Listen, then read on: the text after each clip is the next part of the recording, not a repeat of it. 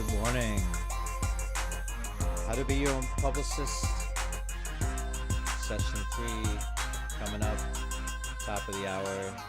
Hope everyone's waking up with me here. Grab some coffee. Grab some tea. Let's go. It's gonna be a great one.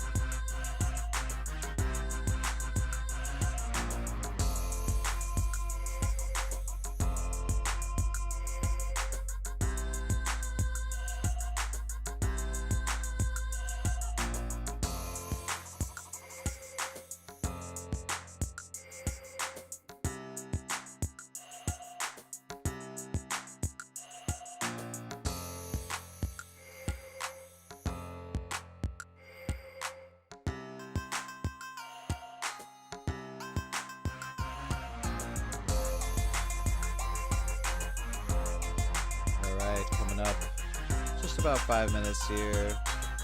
Waiting for a couple more people to jump on. How to be your own publicist. Pastry Edition. Session 3. Grab some paper, workbooks, pens and pencils, you know the deal. Say yes.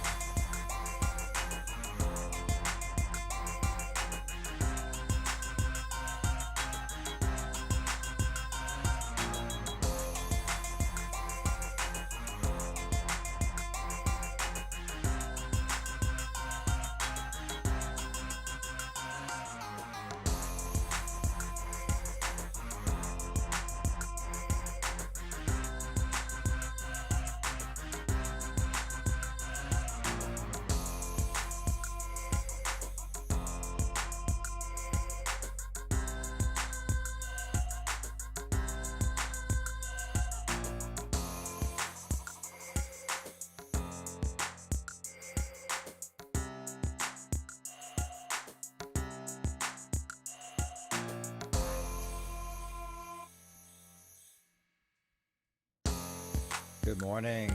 We'll get started in about 2-3 minutes here. How to be your own publicist. Session 3, this is it.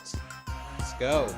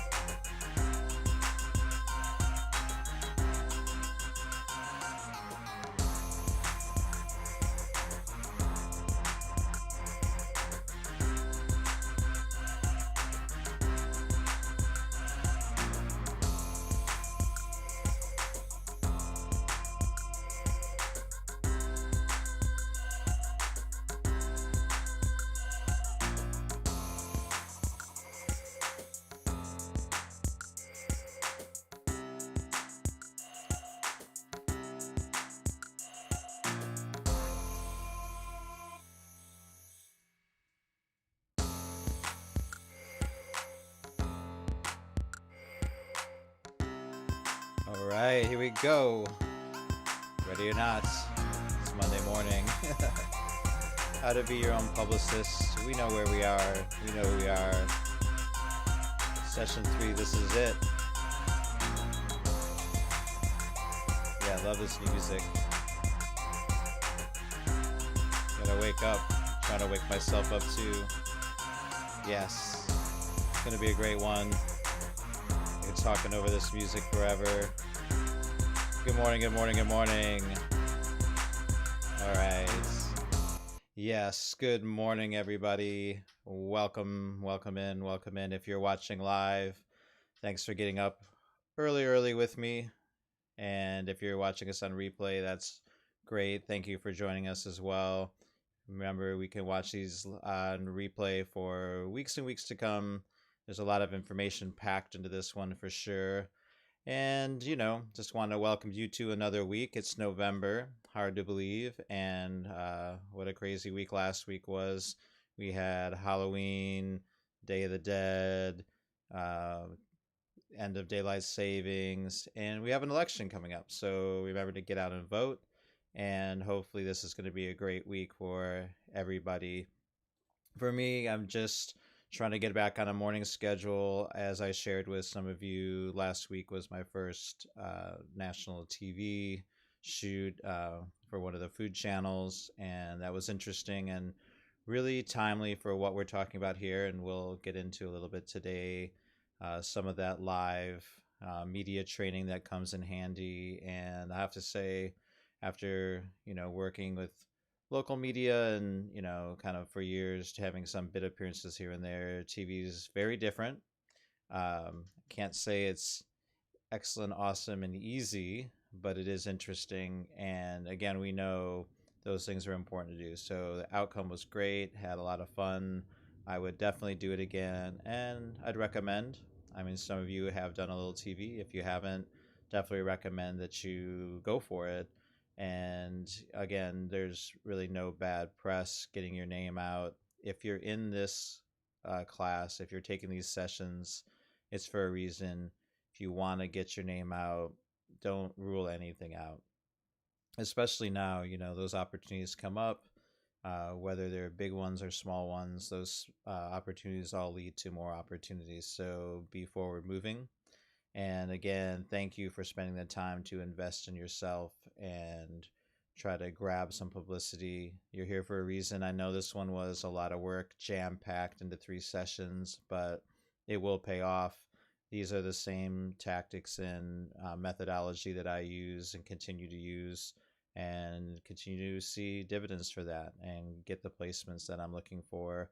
And if nothing else, this has inspired me along with you guys to up my ante and kind of press even harder and walk the same path with you guys. So excited to see what everybody does with it.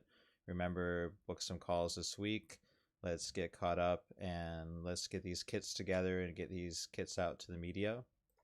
What we're talking about today, session 3, is executing the PR plan. We've got the publicity plan, our toolkit. Let's go. Let's get this out here. Let's get it all together. High profile publicity tactics, some simple ones and some not so simple ones that will keep you, in the news and keep you getting those opportunities. Media training crash course, super important. How we are always ready to do an interview, get in front of the camera, or get on the phone. Something on the web, anytime that you're on the phone talking to producers too, they're kind of always sizing you up. If it's a written interview, and brush off those writing skills too. Sometimes now interviews, you just submit them. Developing your message, again, stories. We're storytellers, we're chefs, but what's our message and how do we change that message and get that message to broadcast properly? 5 strategy tactics. Write your publicity plan. We wrote a publicity plan. Now we need to brush it off and get that really well fused with our media kit. How to write a press release. And we'll talk about some other written forms of querying or pitching. And workbook. Create a winning calendar. Those editorial calendars is going to be a little bit unique for everybody, but we can customize those. I'll show you some samples and we can go from there. I think we've had an extra week off. We had a lot of information. Let's do a quick review from session 1, advertising versus publicity. We know publicity is free and lots of power. People really are influenced by publicity. No one owns it. We talked about the impact of publicity, the credibility, and situating ourselves as experts, showing that expertise, and talked about a publicity plan, that outline. You see here, we did the outline. We started gathering our media toolkit elements, and we'll work on the editorial calendar. 1, 2, 3, we're almost there. And then how to be newsworthy, and this will feed into our message today. And then our outline that we started blank. And then from session 2, we filled that in. Hopefully everyone at this point has had ample time to get all this filled in and figure out where they really want to target their demographic, that audience. It's really important that we know who we want to speak to. And maybe it's a really broad audience, or in this case, several audiences, and some objectives. What do we want to see out of the next 3 months we're looking at? And then don't forget, by the end of the year, set a reminder. What are we going to do with the following 3 months? And so on and so on. The media kit, here's the items that we gathered. Our background, biography, products, everything about us. Samples of our work, the press coverage, contact info, and some things for our brand package if that's needed. Trade versus consumer online. And I'll say we looked at all these and they're all good, and you want to have a strategy that covers each of these, a little bit here, a little bit there, whatever comes to you, grab it, make the most of it. And then, we talked about, this kind of feeds into the television comments I made earlier, inside and outside the trade. More and more, I think, at your level of experience, you definitely want to live outside of the trade and really talk to your customers. And, our pastry chef friends will see what we're doing and they'll be excited by that. But we really want to focus on ways that are going to move our careers forward and generate, the things that we need for our brands and our businesses, continue to become the experts that we are. And there you go. All the way back to session 3. where we are today, and basically building that toolkit. So here's some samples of that toolkit, and I think we're going to pull them up a little bigger on the screen here in a second. But you can see, the media kit should outline your brand. You have 4 really simple ones. These are 1 page. Some of them kind of don't apply to pastry, but the layouts are unique and different. Media kit should be customized to your brand. Start with a page or 2. I'll show you some in a moment that are longer. And it's better to have a lot and then choose to send 1 or 2 pages depending on what the outlet is, where you're at in your career, what your message is. Mine can be really long. I think being overly stylized isn't great. We see here the second one, it's full of color. Sometimes someone might print them, so you want to kind of consider carefully how heavy we go with some of those full color kits. If we look here, let's see if we get this a little bit bigger, so we can delve into what everyone's doing on these kits.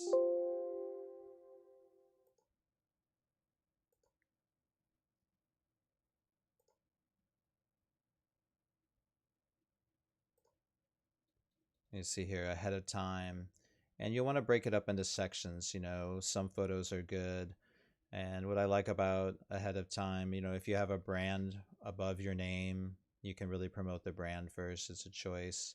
If your contact information clear, somewhere at the top is good. A brief summary, a little bio, some of the services, and depending if you're service heavy, you want to put that forefront. And really, this is your opportunity to kind of customize what you're doing for what you want to push out at that time. And these can change. You can change the photos out every few months. That way, if you circle back within 6 months or a year to the same media source, they're not seeing the same things. You see here, these numbers look good. We have a way here to kind of have someone just glance at it and get an impression. We move on to number 2. Here's an about page. You've got a photo of the chef, her story, a quote, some statistics, your social information, and everyone kind of portrays that differently. I can't tell you the best way for you, but you definitely want to lead with the things that you think are going to be eye-catching for those outlets you're going to appeal to. In this case here, this is very clear, simple. I kind of like this one. And has all the various, how simple is this? If you've been in a bunch of publications, here's the logos for all the places you've been in, okay? Maybe that could be followed by some links, or later on some bigger pages with some of those more exciting and pertinent features. So we'll look at that on another press kit shortly. Down here we have a nice one, again, clean and clear, and this could be 1 page of 5 that follow the same format. About me, services, the next page, different photo, same template. Keep it simple. That could be then press, social, and all those aspects. Then we work through the parts of our toolkit that we got together. So just so we're clear, publicity kit, media kit, Ninja PR toolkit, this is all the same. We're building those things that we can send out, and people will say all the time, do you have a media kit? Do you have a press kit? Same thing. And then here, another version, no photo of the chef. I think for the most part, most of you here would want to have your photo of the chef, but if you have a business, you want to push your product out first, that's perfectly fine, and that's a good option as well. If we look at a couple other kits, here's one from Chef Andrew Gruel, 2015.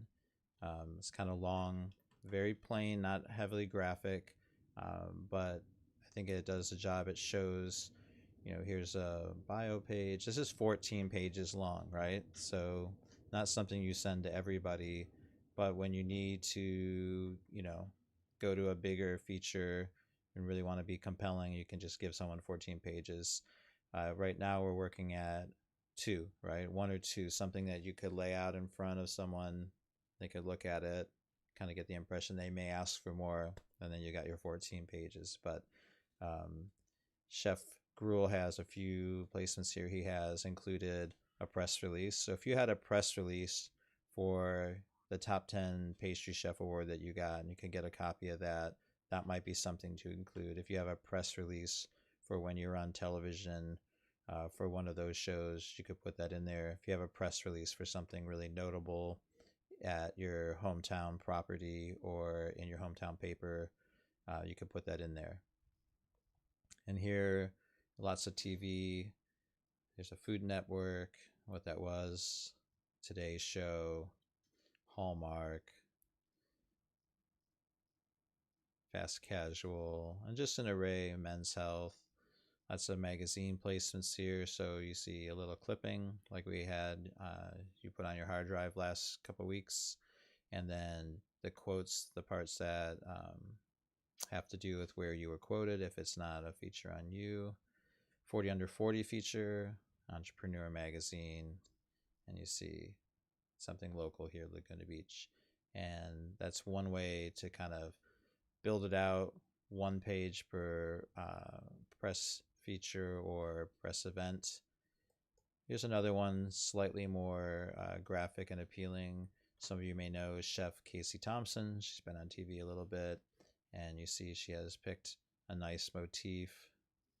So chef, just the name, real simple. This is 10 pages. Photo. Now here we have a little bio, some important dates. And this is all, it's a press kit, so we're leaning on the press and accolades and things that would make someone want to write, get that confidence, have you appear on a show. If you've done it before in this industry, people think, well, then you know the deal, you're media trained, you can do it again. And once you get that momentum, more and more opportunities will come. So here's some top chef placements, and then some partnerships and some appearances. That's another way to portray. We've all been in how many events, and a lot of those events are big events. A lot of those are partnered in collaboration with charities and other organizations. So those are good things to include, especially if you don't feel like you have a lot of written press and public appearances. We can think about all your activities and keep it balanced, keep it fresh, mix it up, tell your story. Here's some magazine appearances, and then sort of a lifestyle shot, how to get a hold of Chef Casey Thompson. Here's all her social here. So again, this may be a bit lengthy, but I think what the takeaway I want you guys to have from that is all of those things are viable and very different. Every media kit I've looked at is very different. If you want to get started with something simple while you work on your bigger kit, I found this press kite, and press kite allows you to put together, like a electronic press kit, and you just fill in your website and your social, and it kind of generates something. And it may be a good way to get the ball rolling. It's very simple. I think it's very effective, looks really good. So there you have several examples of how to do your kit. I mean, most importantly is that you feel good about it. You feel excited to send it out. This represents you.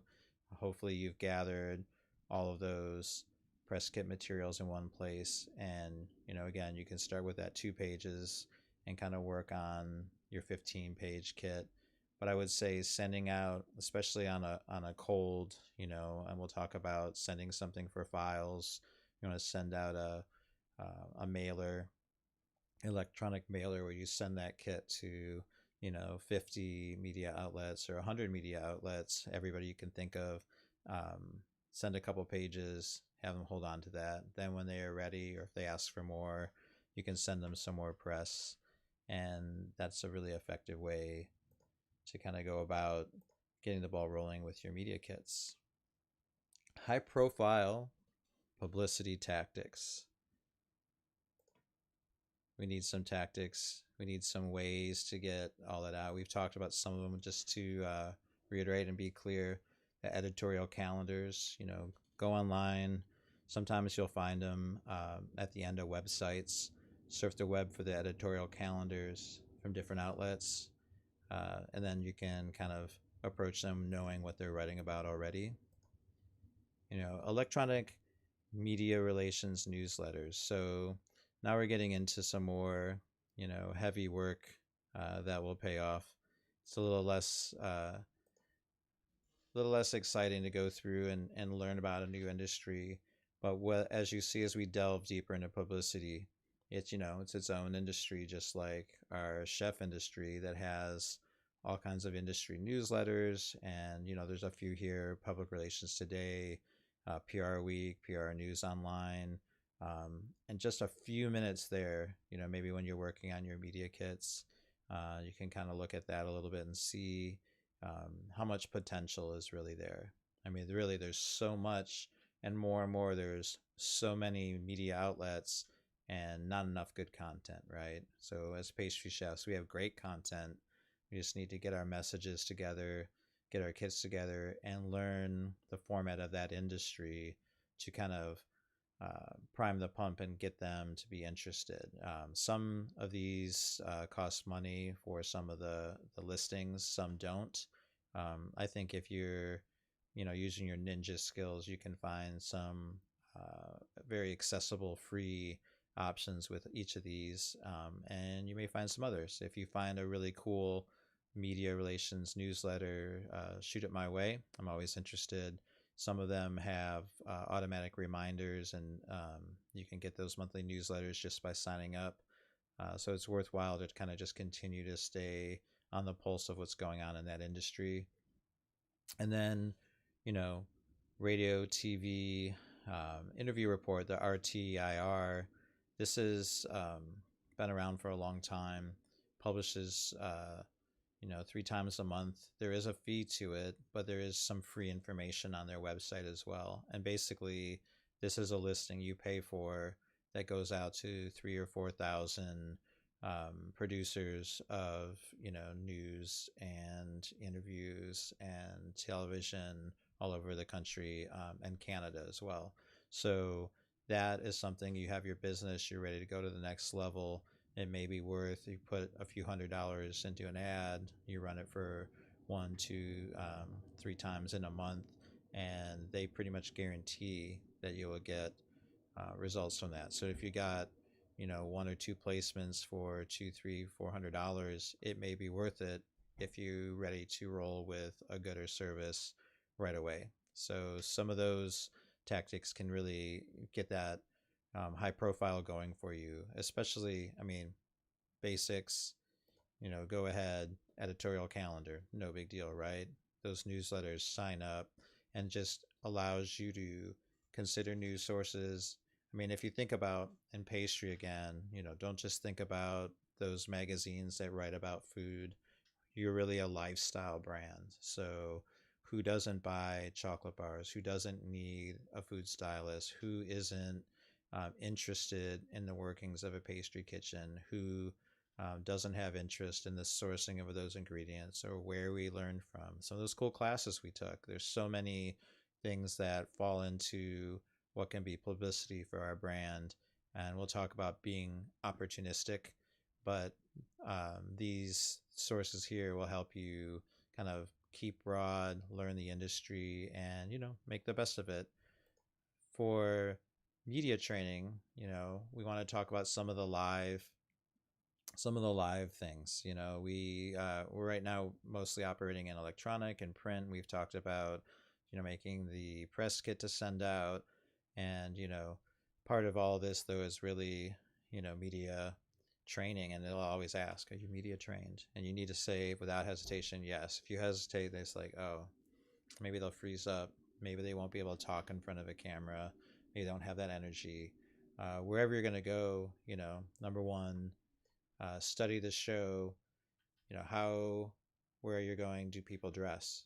It's simple, but and it's such an array now. Some places are very, very casual, and some media outlets, people still wear jackets and suits and skirts and, more of a professional look. So you kind of want to be aware. We can often cheat and wear a chef jacket, but as you become the proprietor of your business and known for things, for example, now for me, if I'm not cooking, I'm probably not going to show up in a chef jacket and definitely not going to put on an apron. And you just have to make that decision if it makes sense to present yourself as a chef or as an entrepreneur. So study the show, know where you're going, that you're dressed appropriately, bring alternate clothes so that you can adjust if need be. Pay attention to how you speak. And I would say like all the time, right? All the time. We have a habit of speaking casually to people and saying things like, I don't know, like gonna, or like, I'm gonna do that, or I'm a gonna, or many, many, many things, right? Many things. We all talk that way in our personal lives. But then we have to think, wait a minute, now I want to speak for my business to a bigger and bigger audience. So we need to pay attention to how we speak, and a little bit slower is generally good. Don't get too comfortable, when you're in an interview, when you have a camera in your face or like 5 cameras in your face. Um, you know, it's easy to go like, well, I'm going to act comfortable to show that in actuality, you want to sit up and to be a little uncomfortable. You want to like uh, almost be at the edge of your seat, attentive, sit straight up. It just reads better on camera, a little bit more energy. It's all about energy. Cameras tend to sap energy. Even in a setting like this where we're on webcam, there's not, I can feel you guys sometimes like nodding along, but in reality, there's not energy coming back. We're doing so many virtual things, and TV is that way as well. And if you're on a podcast, people aren't seeing all those cues you're giving. So you really need to, be clear. And being too comfortable is not going to give you those good responses, and it's not going to communicate that energy. And then, use these, right? Like when you're super excited, you talk with your hands. Everybody's a little bit. Some people talk with their hands a lot. I talk with my hands a lot. In fact, if I'm working, I have to sometimes put stuff down so I can tell the story, right? But when you're on video, talking with your hands, when you're in front of a camera, that helps communicate the story and people can follow along. So you're not just like telling your story this way, you're telling your story like this, and it's exciting. And, we can really get kind of sucked into what you're saying and really be attentive. And, this one's obvious. It's hard. Smile, whether you like your smile or not. Your smiley face is better than your serious chef face any day of the week, because that serious face just doesn't play on camera. And so those things that in our kitchen are really professional, good, normal, on camera don't look good at all. You look boring, dull, and angry, right? And if you're someone that from time to time people say, why are you always upset? Because you're a serious pastry chef, on camera just doesn't work out too well. And then ignore the camera, which can be difficult. They're in your face all the time. Sometimes they're getting really close, and you have to just kind of ignore like they're not there. I mean, be aware of it, of course. You'll hear from time to time people say like, speak to the camera. But if you're being interviewed or you're having a conversation with someone on set, often you're not speaking to the camera, you're speaking to that person. The camera is going to adjust. Definitely, rely on the producer to let you know. They will let you know, especially if you do the wrong thing. And they're not always that patient. They're busy people. So being media trained, getting most of these right, and then they'll give you a couple guidelines. But I'll tell you, on my shoot last week, it was 2 days recording overnight. So try to get on this night schedule. And yeah, like, you're half asleep. But then when the camera rolls, you got to be attentive. You have to smile. You got to do all these things.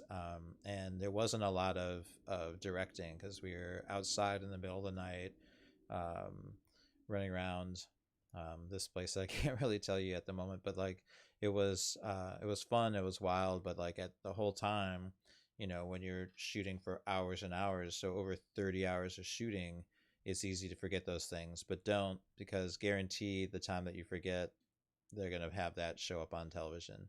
So word to the wise, and then practice, practice, practice.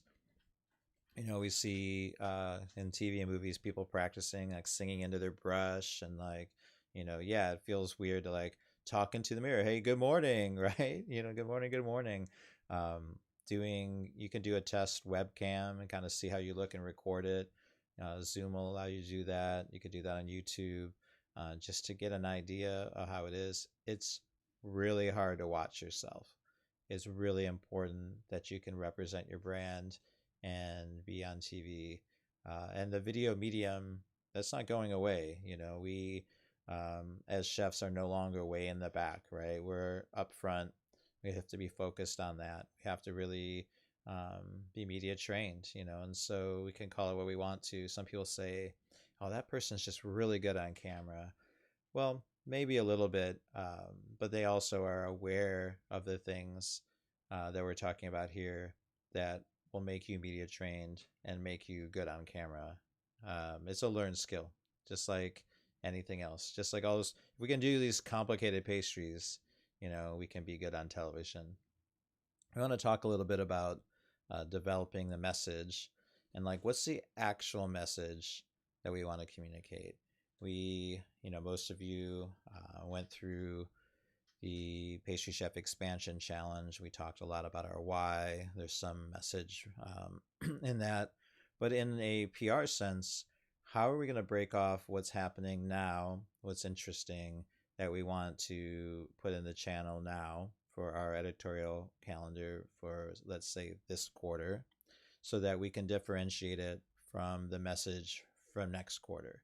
We really want to think in specific messages so that when we have those media opportunities, we can get that across. Now, it may be, there's some obvious things. There's some products that are new. Yes, we want to get that across. But again, why did I make those products? A little bit of the background, what makes it different. So, number one here, identify just 3 messages that you want to share. So in your editorial calendar, we'll include some of those things. Just include, I want to share, why I started this business, why I'm passionate about it, what those products are that are new, that are exciting, and how to get a hold of me. Then that's it. Those 3 messages.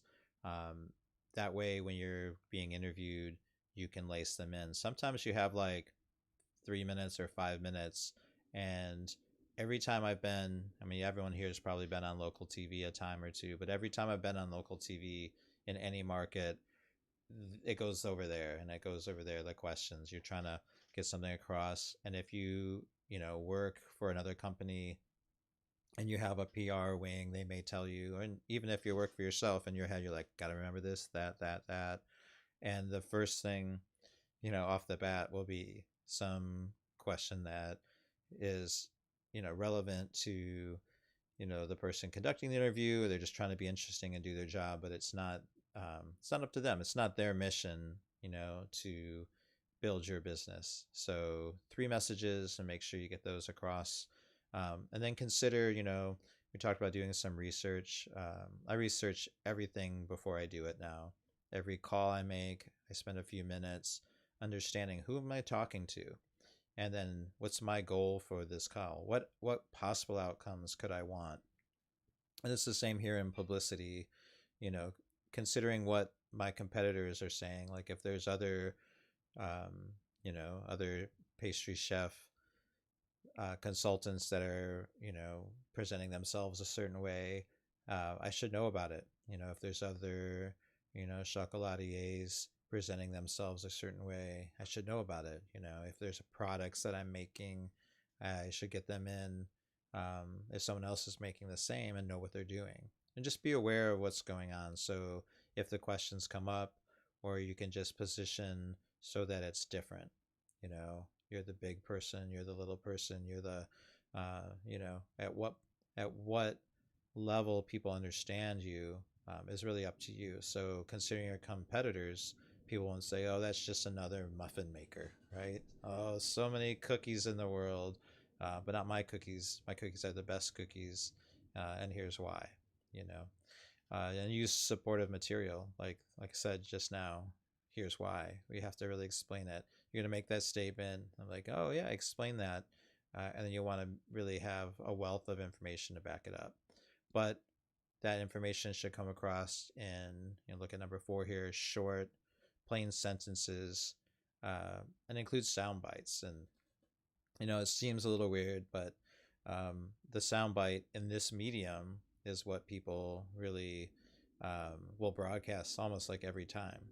Like you can't, swear for the most part on a lot of TV. You don't want to. You want to come across, sometimes people use different, swear words and off-color language or slang when they don't have the words to express, immediately.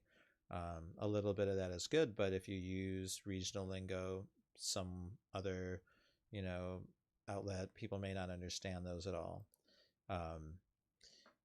What's the actual message, and communicate that in sound bites in little phrases that people can remember. And sometimes they can kind of be borderline, if you remember, something comes to mind.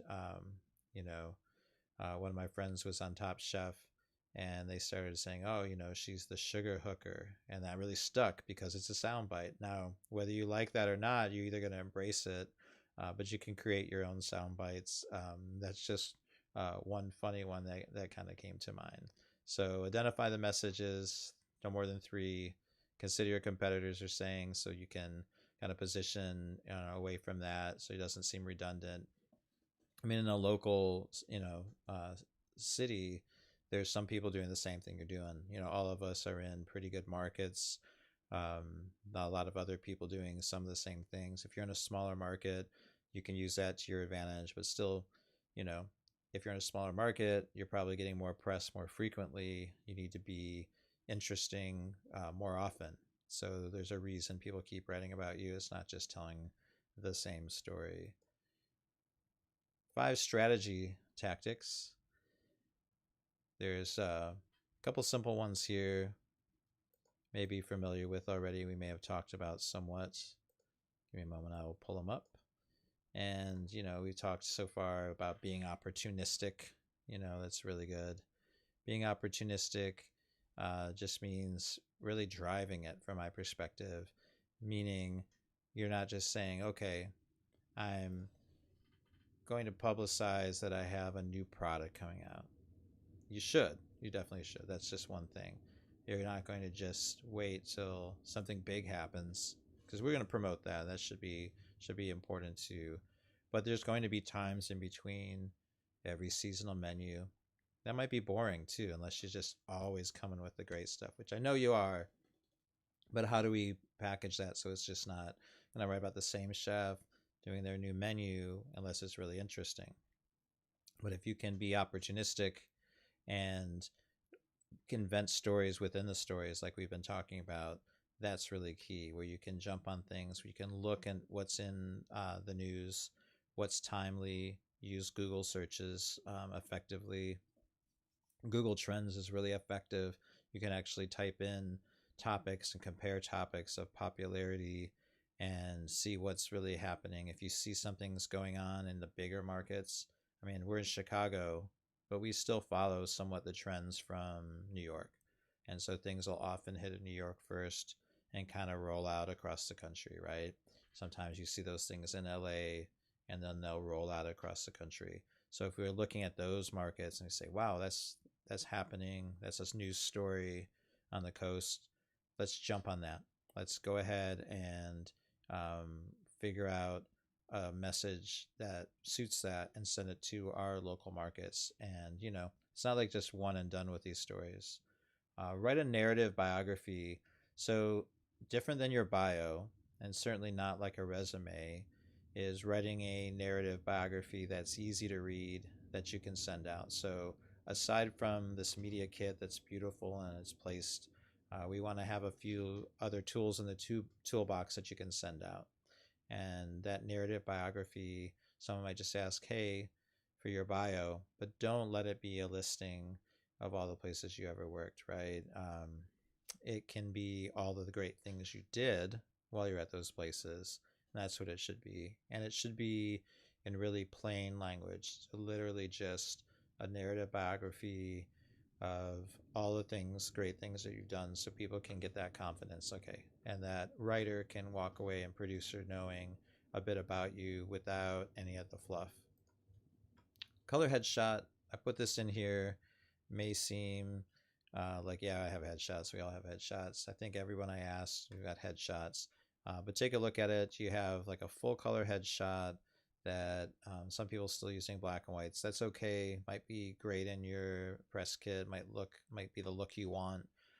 But a nice color headshot that's recent is valuable and something that you should consider maybe retaking some photos. So it's a strategy to be up to date. And I have a lot of outdated photos that I use for various things, but for anything right now or for website, people want to connect with the person you are now.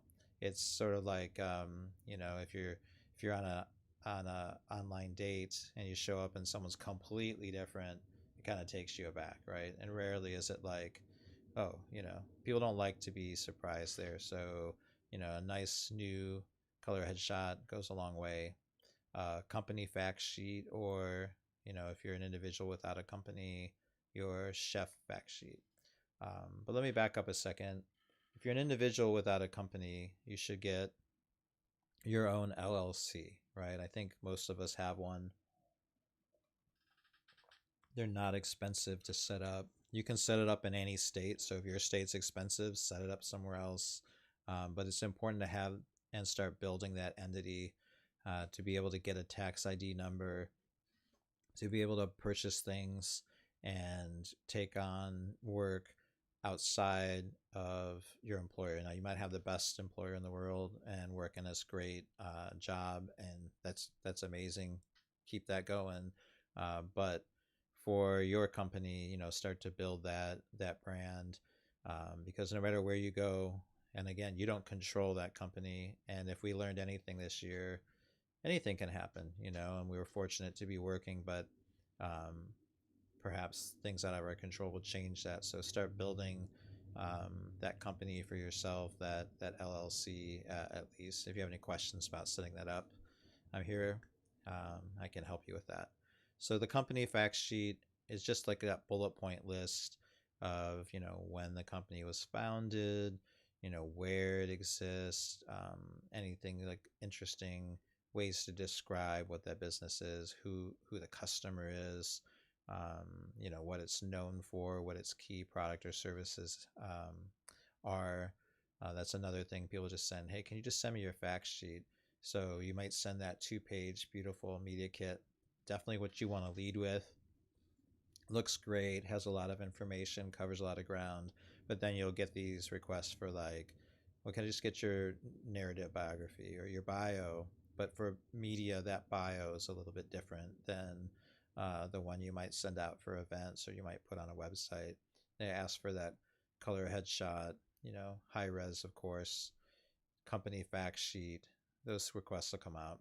And then, a great strategy now that we've got these kits, I would say within a week, everybody should be able to get a 2-page kit up. And if you really want to use a template or look online, there's a ton. There's a ton of places to look for those. I can point you to a bunch. I think it'd be good for you to look at a bunch, some varieties, some of the ones that I've shown you, maybe sketch something out, depending on what program you like to work in. You could even block it out on Word or block it out on Google Docs, and then maybe look for a template after that, or maybe decide that you don't need one. It doesn't need to be heavily graphic. Our photos, I think, for a pastry chef, including the photos of the work, to me is graphic enough. Now you can add a border or not border, but you don't want to distract from the work. Those images, our benefit from being pastry chefs is the work looks cool, right? Everyone's interested in it. And again, we are in the business of making people happy. So sending that media kit for your files, you'll have this mailing list that you'll make up. You've got your media kit. Think about all the places. We've already listed some national, regional, local. Got a spreadsheet together, found out all the places that could publish us. I would include every single paper in your hometown, right? Every local magazine, every state magazine. And then that wish list, look at those big magazines that you want to be in. Magazines and that have that online presence like Forbes, um, they do write frequently about food. And those are things that you can definitely, that's obtainable right now. It's really easy. You just have to figure out, again, what they're writing about and make sure you have something that's well suited for it. So sending your media kit, for your files, a nice email. Hey, I'm just sending this to you. I guess if you know them, hey, remember me? I'm the chef so and so. I just wanted to send you my media kit to put on file. And it really starts the conversation as well. And they may say thank you, or they may say, oh, you know what? Right now I'm working on, some things for the end of the year. I'm working on some January stories for, fresh and light or plant-based or, you know, resolutions or whatever they may have. So sending for your files is really good. You don't have to wait all the time. You want to really be in the driver's seat and be really active with that. And then, writing a press release. Often we may have had others write those press releases for us that you know have come from our businesses, but you can send a press release anytime. And this probably would be for something that you want to announce. But if you have a new product, and again, get creative, be opportunistic. Um, a new story to tell, a new project that you worked on, and maybe there's a key date and time that you want to get that out. So when you write that press release, and I think we've all seen a press release, but at the top for immediate release is always there, unless there's like a date, that's timely where you're a little bit ahead of it that you want. Um, you want them to sit on that. But for the most part, press releases should be for immediate release.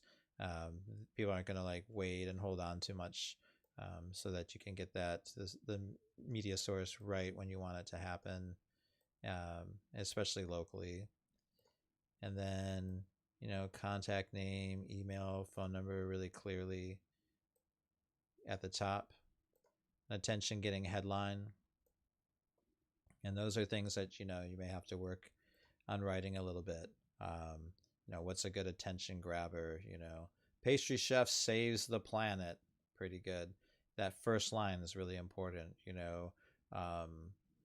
Local pastry chef wins national award. Local pastry chef. That's good for your local news sources. Or you can say, as an expert, pastry expert, so and so, makes explosive candies. Whatever is like, well, what's that? The next thing that they want to read, and then a lead sentence that describes, what the release is about. Kind of like the actual descriptors. The image for this class was someone writing, right? Because at the end of the day, we're writing all these things. If you think about publicity, is a lot of writing down what you think or what you want to see and how to promote it.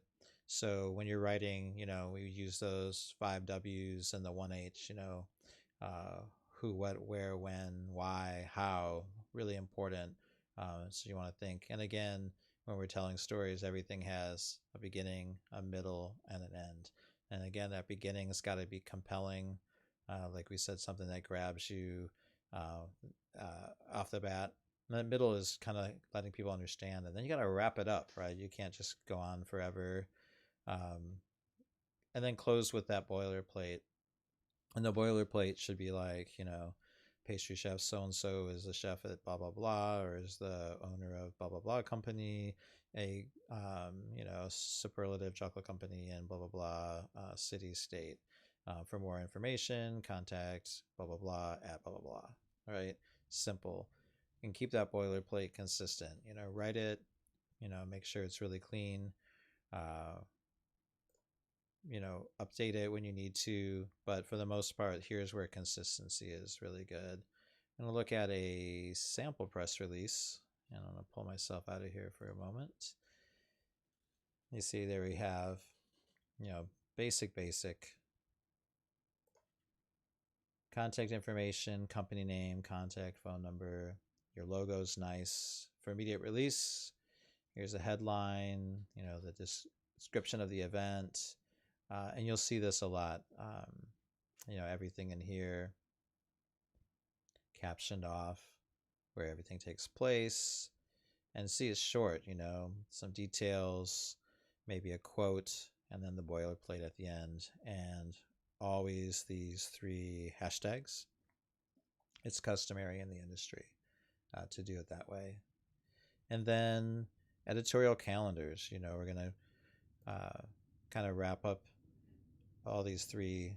Again, we've got our media publicity outline. We've got our media kit publicity toolkit. We need this calendar to kind of coordinate, everything where we're headed with it. If you look at this, here's a couple samples. You can do it in a calendar form. That works for some people, and you just drop it on your calendar. I do use a calendar. It does help when you get really busy, though. If you look at this, it's hard to see everything, and you kind of have to click around. So, spending 15 minutes a day, kind of opening up the day, and then opening up the week, and then opening up the month is a good way to work with this calendar format. But it'll allow you to put reminders, which is good. Like we talked about for the editorial calendar, we need a few dates. We need that date we want to see it publicized. So if it's a story, in the festive season and our Yule logs, we know we have to have a few dates. We have to have that date and early, like people want to read about it before the holiday happens. So if we want to publish sometime in the first week of December, then we know we need to get that submission to people in like October. That means we need to be writing and documenting, taking photos, producing that item, packaging up for publicity in like August, right? August, September. We can kind of have that. Or we do the query in August, make sure that there's something, see if we can get it queued up, and then get some dates come from there. But, put your own dates up first, and then with PR, be willing to adjust and adapt like crazy, because we're really at the mercy of all these other businesses, their channels, their platforms. What we're really doing, again, is being opportunistic, finding a way to be involved in these businesses and be included so that we get those bigger wins. Another way that people write their editorial calendars can do it on an Excel spread that does allow you to pull columns and rearrange data. So then you can write in here, the venue it's going to, the media, the category. If you do a search online for editorial calendars, you'll see a bajillion, right? And again, it comes down to what makes sense for you. I sometimes just box it off in Word really simply, the month or like a certain goal or like a bigger project. I'll still try to capture, on my calendar, all the smaller stuff, like quotes for this, quotes for that. I really like building, my brand through, weighing in on those things, just reinforcing expertise. It's kind of fun too, just to write about things like how to have a virtual Thanksgiving, or, what makes a cookie a good cookie, and things that seem a little bit inane. But again, if you're not a pastry chef, you might really be wondering those things, and you might love cookies, and it's just something that is part of all of this. But for the bigger stuff, we may do kind of a subset editorial plan, like that. Hopefully that all makes sense. We can, on the calls, get an editorial calendar together for you guys. And, with that, I have to say, congratulations. Like, we made it through. Look at all that stuff we jam-packed into 3 sessions. So calls this week will be really important. Really, you should not come away from this series of sessions here without having a really clear media plan outline that you can kind of set in stone and keep that. scan it in, type it out, go back to it, adjust it, you know, build, grow with that. And then, you know, that media kit. Now we've got some good samples, we've got some resources for that. Get 1 or 2 pages together, you know, build it up to 15, build it up to 40, but be ready. And then fill out that editorial calendar. Let's get some targets. You know, my challenge to each of you is to use this quarter. You know, now we got 2 months left, right? Use the end of this quarter to kind of promote all of next year. Get an editorial calendar that goes through all the quarters in broad base, things that you may know about, and then really focus on January, February, March, and get some press. Every press piece that you get, please send me. I would love to see. Very, very cool that you're able to, you know, consider working on getting a lot of free publicity. You know, again, it's free. Have an influence. I'll make you guys the experts. I appreciate all of you. Book your calls. Let's get these things done. Don't have these times that we spend, these few hours, go and then not have a media kit, right? And not have an editorial calendar. I appreciate each one of you. Celebrate a little bit. You know, it's Monday morning. Maybe celebrate a little bit later too. Reach over, pat yourself on the back. Again, it looks crazy, but you deserve it. Do your little hero stance. You made it through. And let's get these things built. Yeah, let's get it done. I appreciate each of you. I'll talk to you this week.